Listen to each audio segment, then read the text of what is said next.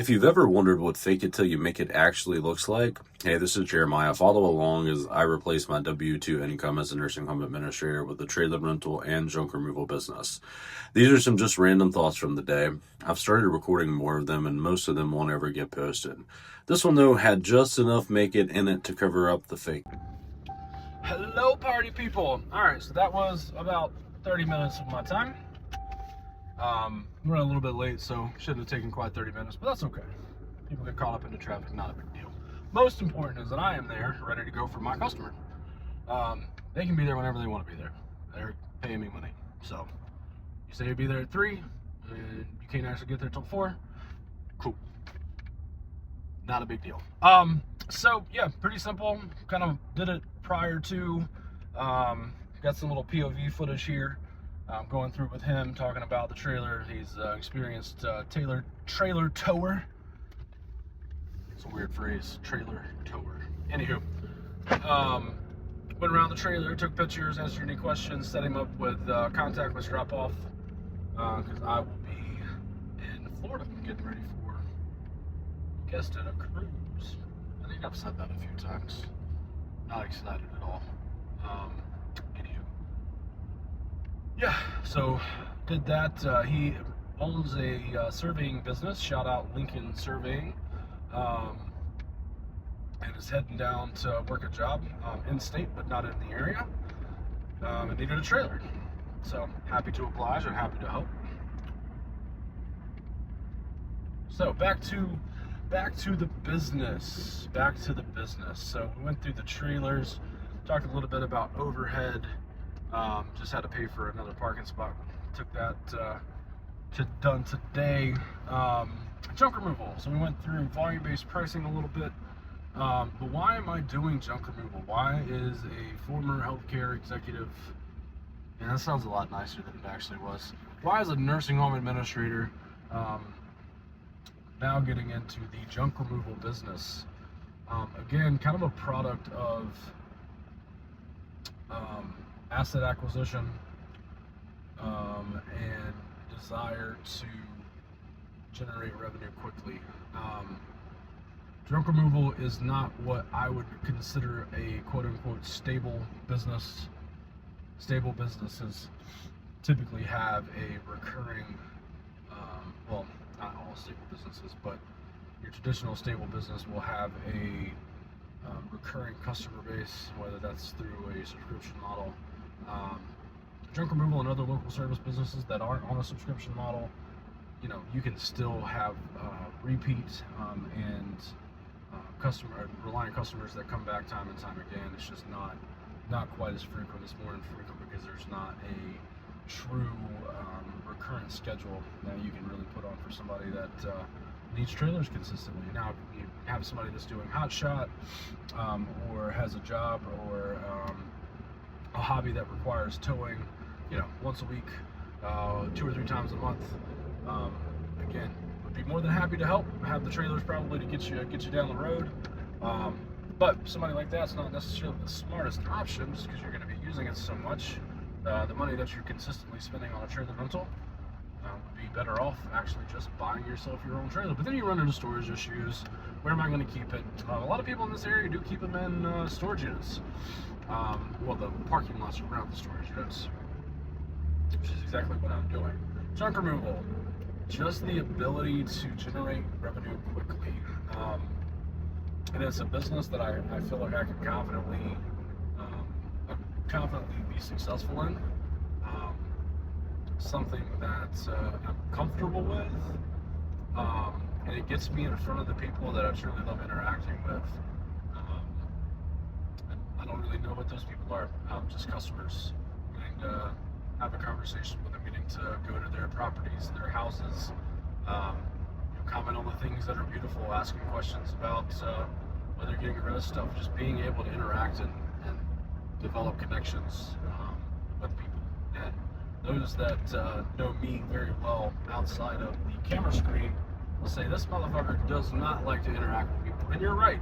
Your typical group settings I don't do well in. I'm not what you would classify as a networker. You do better like one-to-one. So I do enjoy showing up to a customer's house and getting to interact, shake their hand, talk to them about what's going on. That brings me a lot of joy. Getting the opportunity to do that and ultimately be able to assist and help people take care of the stuff that they need taken care of. So yeah, went through the pricing for junk removal on another video, but quickly touch on it again in case I scrap that video because I don't know, it sounded weird or had too many ums. But I operate off of a foundation of volume-based pricing. I have a minimum charge of $175. Then it depends on how much stuff or how much room the stuff takes up in my trailer. So, as an example, if I go to your house and your basement is full of clothes, some furniture, boxes of old documents, playthings, play toys, let's say a washer, we're going to take all of that, and I'm not going to really care too much about how much time it takes me, because guess what, that's on me. What I am going to care about is the space that it takes up into my trailer, because in my head, the best way to equate the appropriate pricing structure on most household trash items, common use mixed trash, as well as like yard debris, is simply taking a look at volume of trailer. And you can calculate that fairly confidently. So a half a trailer, mixed use trash, household trash, yard debris, it's going to cost you, I believe, $375. Now, if my math is correct, which I'm hoping that it is, with the help of ChatGPT, half a dump trailer is going to be about 7 yards. Now, that's not going to be all the way full. There's going to be holes, there's going to be gaps. You're not going to be able to get everything in there perfectly squared away and set. So you're taking a full half a volume. But that half a volume, again, is going to cost you $375. Dump fees on that should be about $60 max. It shouldn't be any more than a ton. So $60 for a dump, and then because you're under, I think it's the 2 or 3 ton range for the landfills and refuse centers that I go to.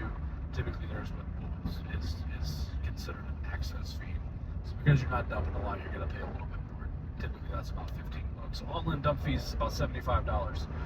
Now, here's where money is made, where scalability happens, where the business just goes kaput.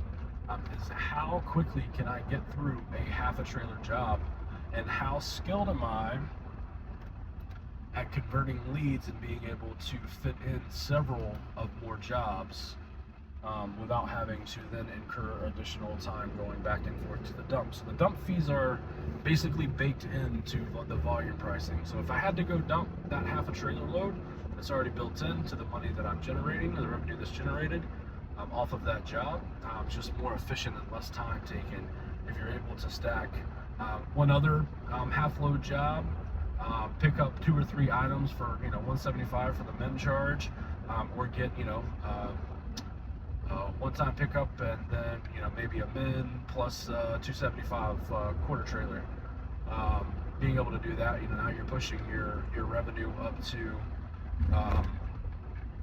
close to the $800 to $1,000 range if you get a couple more of those in, and then your dump fee, basically that takes up a full trailer.